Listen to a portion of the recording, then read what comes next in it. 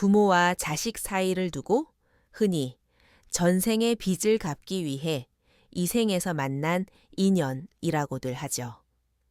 평생을 바쳐 키운 아이들이 성인이 되었을 때 그들의 모습이 실은 우리 자신의 교육 방식이 투영된 거울일지도 모른다는 생각 해보신 적 있으신가요?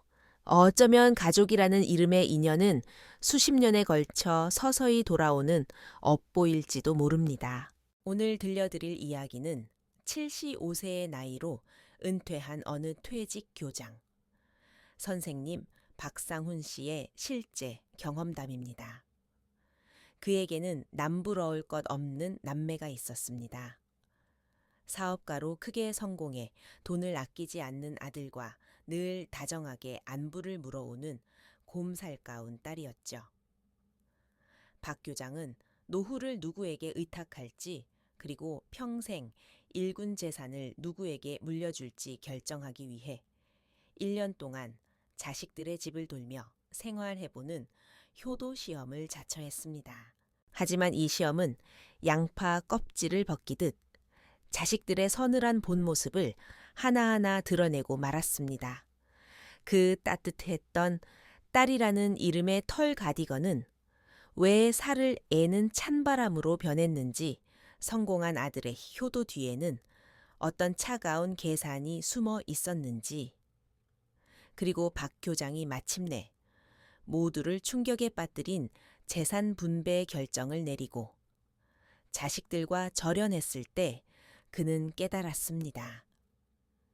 이 시험의 심판 대상은 자식들이 아니라 바로 자신이었다는 것을요. 그가 이 잔인한 인연의 굴레 속에서 마주한 민낯은 무엇이었을까요? 왜 그는 가족이란 결국 한판의 업보였다는 뼈아픈 고백을 남겼을까요?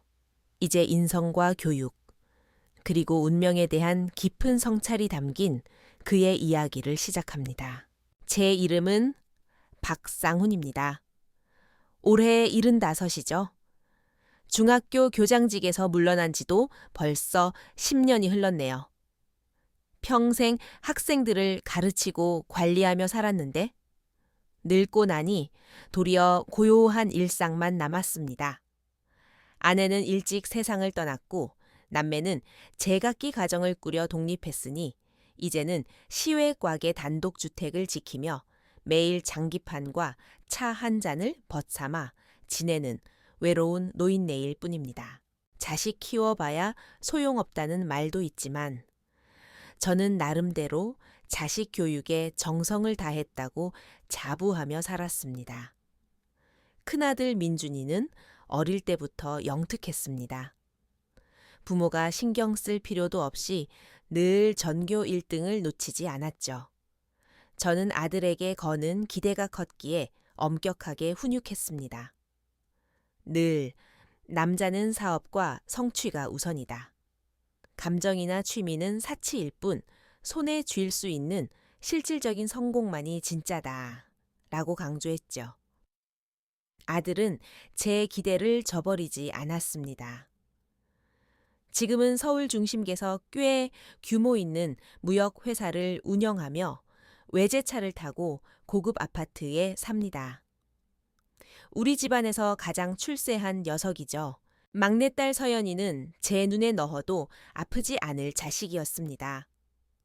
오빠처럼 영악하지는 못했지만 성격이 유순하고 잘 웃고 잘 우는 아이였죠.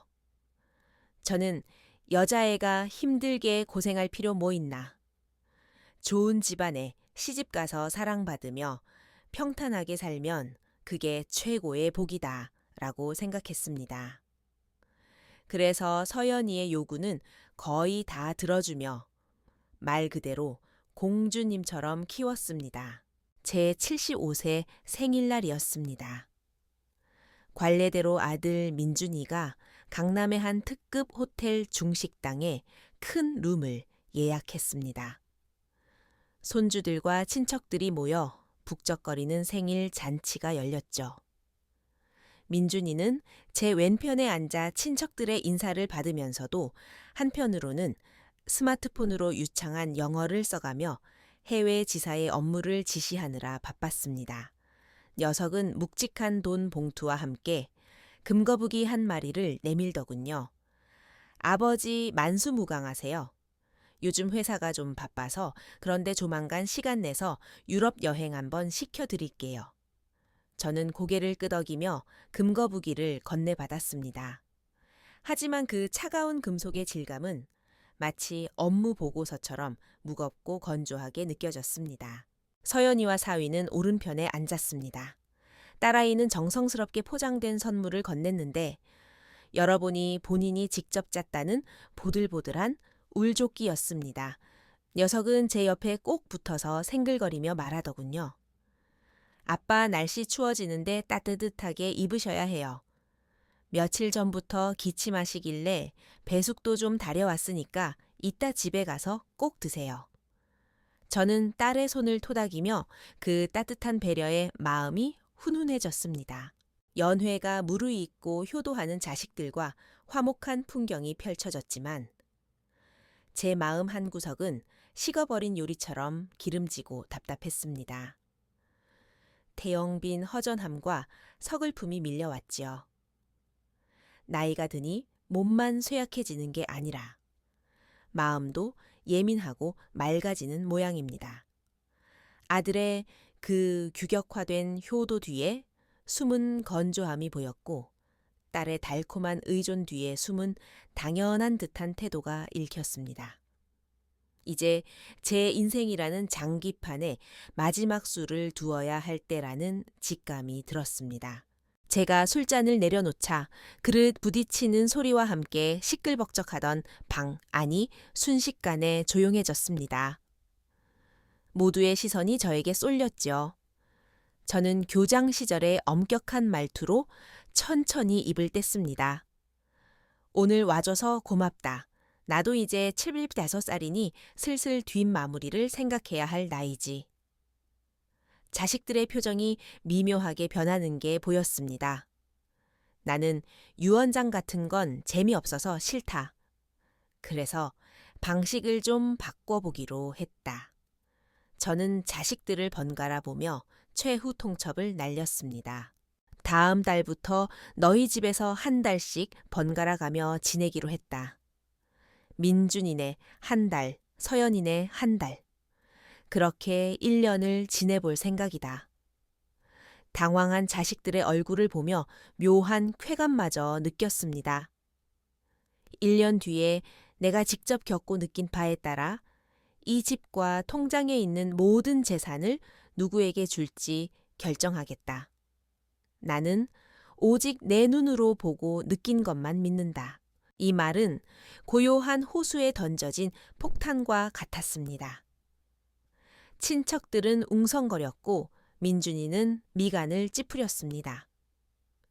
그에게 이 제안은 시간을 낭비하는 세상에서 가장 황당한 일이었을 겁니다. 그의 머릿속은 손익 계산으로 바쁘게 돌아가고 있었겠죠. 먼저 반응한 건 딸 서연이었습니다. 그녀는 제 팔을 붙잡으며 특유의 천진난만한 미소를 지었습니다. 좋아요, 아빠. 저랑 같이 살아요. 첫 달은 저희 집으로 오세요. 제가 아주 살찌워 드릴게요. 딸의 환영은 민준이에게는 거절할 수 없는 족쇄가 되었습니다. 여기서 거절하면 불효자라는 낙인이 찍혀 상속권 경쟁에서 패배할 게 뻔했으니까요.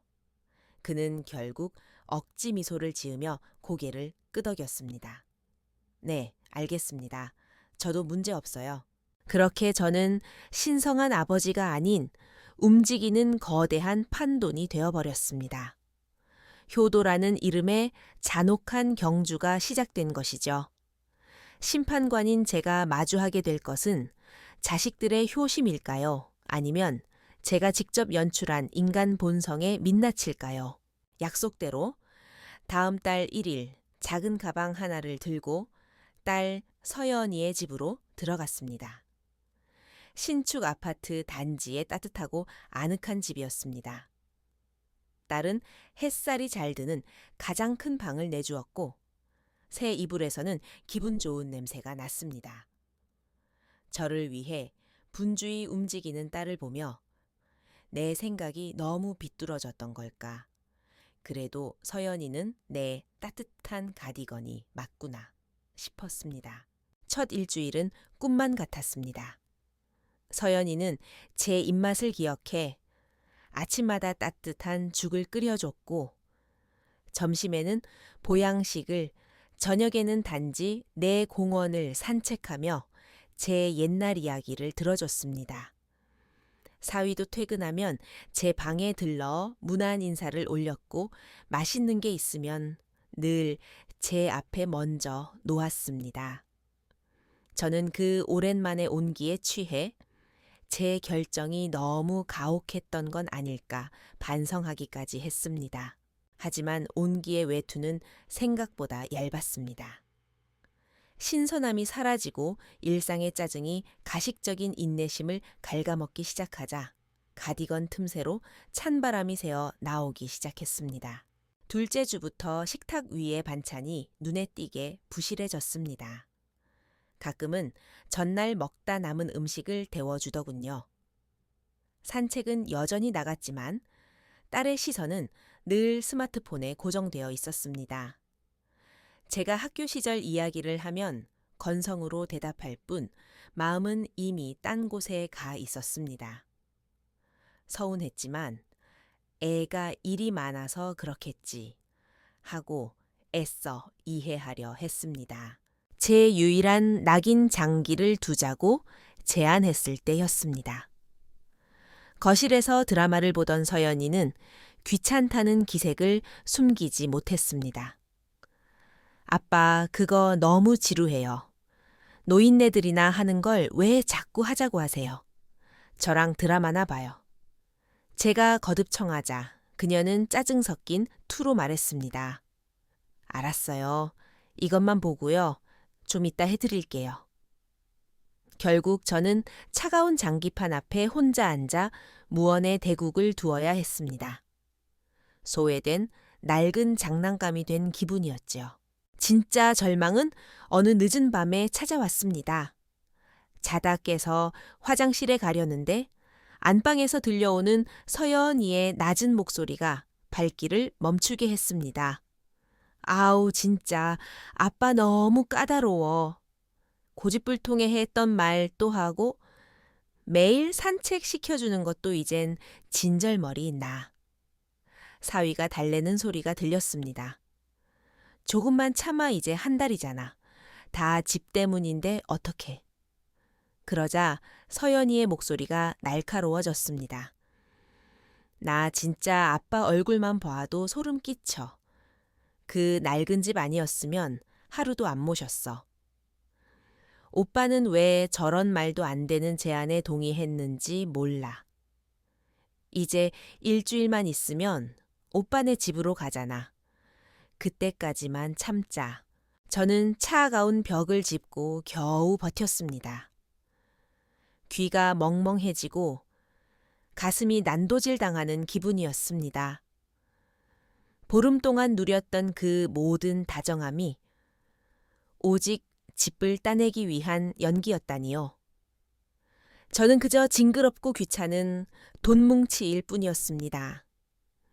그날 밤 아내를 먼저 보냈을 때보다 더 추운 어둠 속에서 눈을 뜬 채 밤을 지새웠습니다. 남은 일주일은 지옥처럼 길었습니다. 아는 척하지 않았습니다. 그저 침묵했고 장기를 두자고 하지도 않았습니다. 서연이도 이제는 간호사처럼 의무적으로 밥만 챙겨줄 뿐이었습니다. 문 하나를 사이에 두고 우리 사이에는 건널 수 없는 강이 흐르고 있었습니다. 한 달이 지난 날 민준이의 검은 세단이 도착했습니다. 저는 짐을 들고 나왔고 서연이 부부는 마치 전염병 환자를 보내듯 홀가분한 표정으로 배웅했습니다. 아빠 건강 잘 챙기세요. 또 보러 갈게요. 그 또 보러 가겠다는 말이 무언가 부탁할 게 있을 때나 오겠다는 뜻임을 저는 이미 알고 있었습니다. 민준이의 차 안은 적막했습니다. 그는 앞만 보고 운전했고 거울로 제 표정을 살필 뿐이었습니다. 성공과 효율만을 가르친 아들에게서 어떤 진심을 기대할 수 있을까요? 하지만 아들 집에서 저를 기다리고 있던 건 예상 밖의 환대였습니다. 그의 집은 5성급 호텔 모델하우스처럼 화려했습니다. 들어가자마자 제복을 입은 전문 간병인이 인사를 하더군요. 아버지 이분은 장 아주머니예요. 아버님 식사와 일상을 전담해 주실 겁니다. 며느리는 고급 홍삼을 내밀며 정중하게 웃었습니다. 아버님 오시느라 고생하셨어요. 가장 햇볕 잘 드는 방으로 준비했으니 편히 쉬세요. 안마의자도 새로 들여놨어요. 딸의 집이 서툰 연극이었다면 아들의 집은 정교하게 설계된 상업적 거래 현장이었습니다. 저는 아버지가 아니라 최고의 대우를 해드려야 할 VVIP 고객이었습니다. 간병인은 제 일과표를 엑셀 차트처럼 완벽하게 관리했습니다. 아침 7시, 식사 오후 3시, 간식 저녁 9시, 약 복용. 민준이 부부는 출퇴근 전후로 들러 잘 주무셨어요. 식사는 입에 맞으세요. 같은 표준화된 질문만 던졌습니다. 예의는 바르지만 마음은 섞이지 않는 투명한 유리벽이 우리 사이에 놓여 있었습니다. 저는 화려한 새장 속에 갇힌 유령 같았습니다. 어느 날 오후 너무 적적해 서재의 커다란 회의용 탁자 위에 장기판을 펼쳤습니다. 혼자 장기를 두는 제 모습을 보고 민준이가 다가왔습니다. 아버지 장기 두세요. 그래 민준아, 나랑 한 판 두겠니? 민준이는 난처한 표정을 짓더니 서류 가방에서 경제신문을 꺼내 제 앞에 놓았습니다. 아버지 장기 같은 건 시간 낭비예요. 그보다는 요즘 주식시장 이야기를 좀 하죠. 제가 봐둔 기술주가 있는데 수익률이 엄청나요. 아버지 예금 은행에 썩히기 아까운데 저한테 맡기시면 저는 아들의 말이 끝나기도 전에 장기알을 하나씩 쓸어 담았습니다. 이 집에서 저는 장기 상대조차 될 수 없었습니다. 그저 정산해야 할 차가운 자산일 뿐이었죠. 그 화려하고 차가운 방에서 저는 제가 살아온 인생을 되짚어 보았습니다. 왜 내 아이들은 이렇게 계산적이고 마음을 줄 모르는 괴물이 되었을까? 밤잠을 설쳐가며 기억의 조각들을 맞춰보니 결론은 하나였습니다. 바로 저였습니다. 민준이는 원래 감수성이 예민한 아이였습니다. 길가에 버려진 고양이를 보고 울기도 했고 장난감 로봇을 다 분해하며 원리를 궁금해했죠. 하지만 저는 어땠나요? 99점을 받아온 아들에게 왜 100점이 아니냐, 실수냐, 실력이냐며 다그쳤고 무협지에 빠진 아들의 책을 모두 찢어버리며 매질을 했습니다. 남자는 성공해야 한다. 감정은 무능한 자들의 전유물이다. 인생은 승리만이 목적이다. 라고 세뇌했습니다. 저는 아들에게서 모든 부드러움을 거세해버린 정밀한 기계를 만든 셈입니다. 이제 아들은 제가 가르친 방식대로 저를 대하고 있었습니다. 인생의 마지막 프로젝트이자 수익률 높은 매물로 말이죠. 서연이도 마찬가지입니다. 아양 떨고 애교 부리면 모든 걸 얻을 수 있다고 가르친 건 저였습니다. 공부를 못해도 꽃 한 송이 사오면 다 용서해주고 책임감이나 희생은 가르치지 않은 채 공주처럼 품위 있게만 살아라라며 돈으로 발라 키웠습니다. 그러니 딸에게 저는 이제 더는 얻어낼 게 없는 비위 맞추기 피곤한 노인네일 뿐이었던 겁니다. 이건 자식들의 잘못이 아니었습니다. 제가 뿌린 씨앗이 거둔 필연적인 열매였습니다. 평생 학생들을 바르게 가르쳤다고 자부했는데 정작 내 자식들은 망쳐놓은 실패한 교육자였습니다. 이 효도 시험은 자식들을 시험한 게 아니라 저의 처참한 교육 실패를 공개 처형하는 자리였던 겁니다. 한 달이 다 찼을 때 저는 시험을 끝내기로 했습니다. 남매를 옛집으로 불렀습니다. 두 녀석은 이제 상금 배분 시간이 왔다고 생각했는지 한껏 기대에 부풀어 나타났습니다. 저는 재산 증서 대신 낡은 앨범과 편지 뭉치를 꺼냈습니다. 내여히 이 앨범 기억하니? 제가 민준이의 상장 복사본과 서연이의 유치원 시절 카드를 보여주자 아이들은 당황했습니다. 민준아, 나는 네 성공이 자랑스러웠지만 목적 없는 대화나 이익 없는 장기를 두는 법을 가르치지 못했구나. 너를 성공한 사업가로 만들었을지는 몰라도 행복한 아들로 키우지는 못했다. 이건 내 잘못이다. 서연아, 너를 사랑받는 딸로 키우려다 책임감 없는 사람으로 만들었구나. 소통을 아첨으로 오해하게 만든 것도 내 죄다. 잠시 숙연해졌던 분위기는 제가 유언장을 낭독하자마자 폭발했습니다. 본인 박상훈은 사후 모든 재산을 지역 노인 복지센터에 기부한다. 자식들에게는 단 한 푼도 남기지 않는다. 서연이가 먼저 비명을 질렀습니다. 아빠 제정신이에요. 어떻게 남한테 재산을 다 줘요? 내가 친딸인데 어떻게 이래요?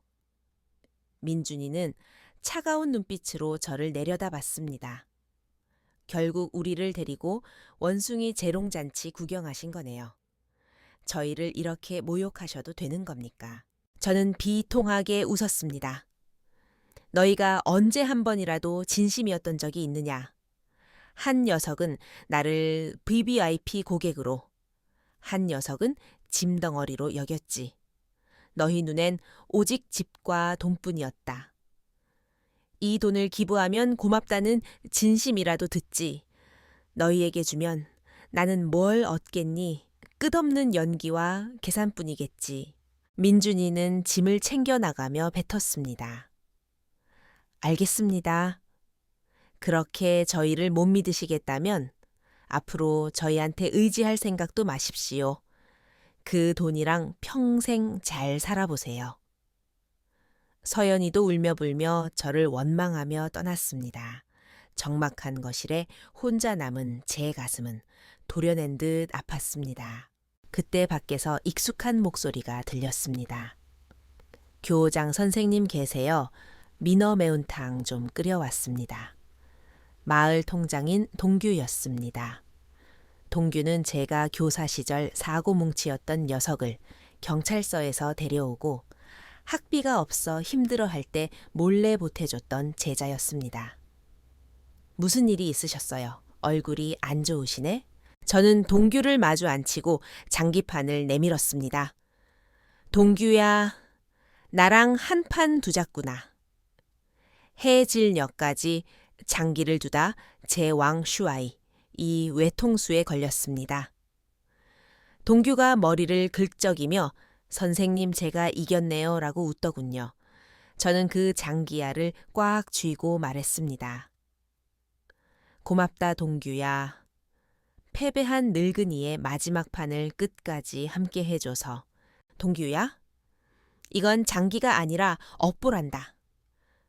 평생 남의 자식은 가르쳤는데 정작 내 자식들은 차가운 포 바오와 쓸모없는 졸지유로 키워냈구나. 내가 심은 대로 거두는 법이지. 재산은 이생의 빚을 갚는 셈치고 다 내놓으련다. 노거수 사이로 지는 햇살이 장기판 위에 어른거렸습니다.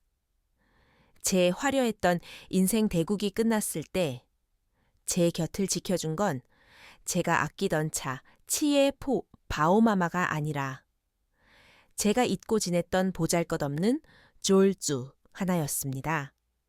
이것이 어쩌면 이 잔혹한 인연의 굴레 속에서 하늘이 제게 베푼 마지막 자비일지도 모르겠습니다.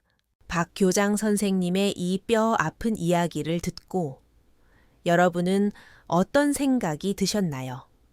자식들의 냉정함이 실은 부모의 교육에서 비롯된 업보라는 그의 깨달음은 우리에게 많은 숙제를 던져줍니다. 재산을 기부하기로 한 그의 결정은 현명한 해탈이었을까요? 아니면 가족에 대한 마지막 원망이었을까요? 여러분은 박 교장의 가족은 업보라는 말에 동의하시나요? 성공한 아들과 살가운 딸 중 누구의 모습이 더 서글프게 다가오시나요? 피 한 방울 섞이지 않은 제자 동규 씨의 따뜻함이 어쩌면 혈연보다 더 중요한 인연의 실체는 아닐까요? 여러분의 소중한 생각을 댓글로 남겨주세요.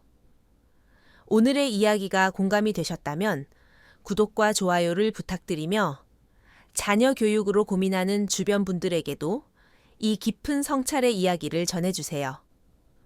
저는 댓글창에서 여러분의 지혜로운 목소리를 기다리고 있겠습니다. 감사합니다. 다음에 제가 더 깊이 다뤄보길 원하시는 주제가 있으신가요?